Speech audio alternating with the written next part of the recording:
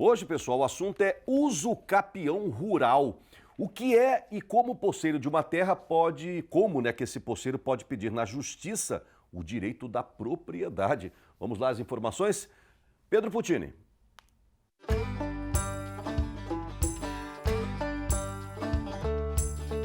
Saudações, de volta com Direito Agrário, e hoje, por sugestão de pauta, que nós vamos falar um pouco sobre o uso capião rural.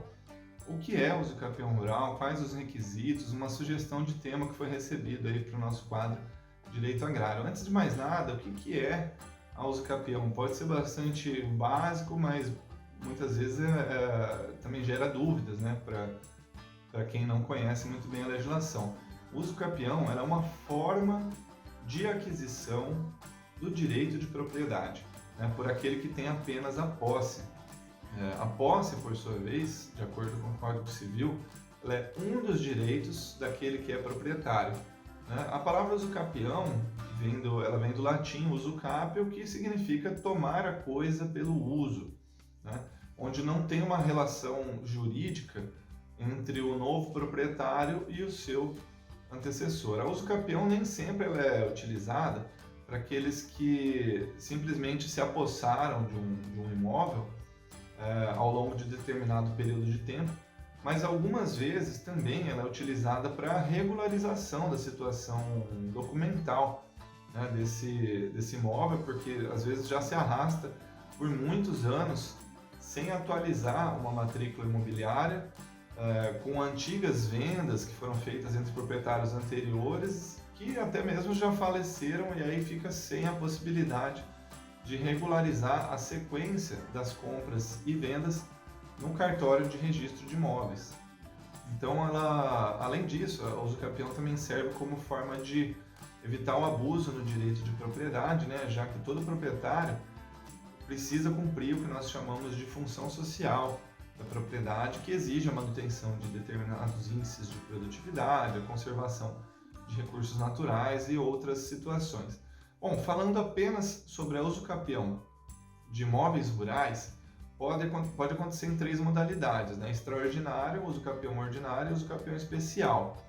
E vamos falar hoje aqui só da chamada usucapião especial para imóveis rurais, que também é conhecida como usucapião pro labore, que tem como seguintes requisitos: a posse do imóvel com a intenção de ser dono pelo prazo de 5 anos, sem qualquer oposição por quem alegue ser dono dessa área.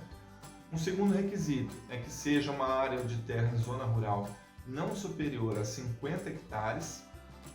E terceiro requisito é a utilização do imóvel como moradia, tornando esse imóvel produtivo pelo seu próprio trabalho ou de sua família, né?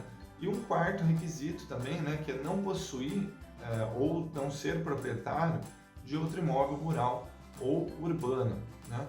Então, por isso, vamos explorar um pouquinho mais desses requisitos, né?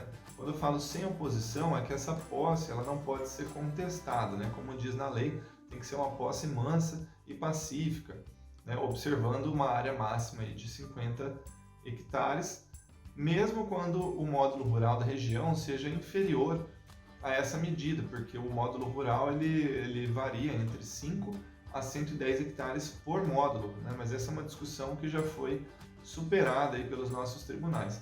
Com relação à utilização da propriedade rural para o trabalho, é importante comentar que o possuidor da área que está pleiteando esse usucapião precisa tornar a terra produtiva com o seu trabalho, né, fazendo moradia e o sustento da sua família, o que diferencia essa modalidade de usucapião das demais modalidades que exigem até mesmo documentos e boa-fé, né, já que nem isso é exigido nessa modalidade de usucapião, que é bem mais simplificada, mas precisam ser cumpridos esses requisitos.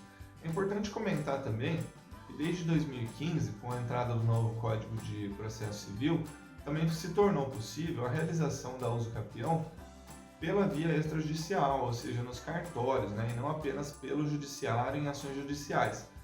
Para isso, os cartórios de registro de imóveis do local onde se encontra esse imóvel, eles orientam normalmente a entrega de uma lista de documentos, né? E dentre os documentos que normalmente são solicitados, estão a planta do imóvel ou o croquis, né, desse imóvel, com certeza assinado por um técnico, um topógrafo, engenheiro, emitindo a anotação de responsabilidade técnica, RT, né? Contratos, declarações, escrituras ou outros documentos que comprovem a origem dessa posse, a documentação referente a impostos que foram pagos, documentos que comprovem tempo de moradia nesse imóvel, como contas e despesas com benfeitorias, testemunhas, nomes de testemunhas que comprovem o tempo de posse, os vizinhos, que também vão comprovar os limites dessa vizinhança, e declaração afirmando que não é proprietário de outro imóvel ou que não possua outro imóvel rural ou urbano. Então, quanto mais documentos, melhor, e mais garantido de que o cartório vai aceitar essa documentação e converter então essa posse em propriedade, registrando o nome da pessoa que pleiteou o usucapião como proprietário nessa matrícula. Então, saudações e até a próxima.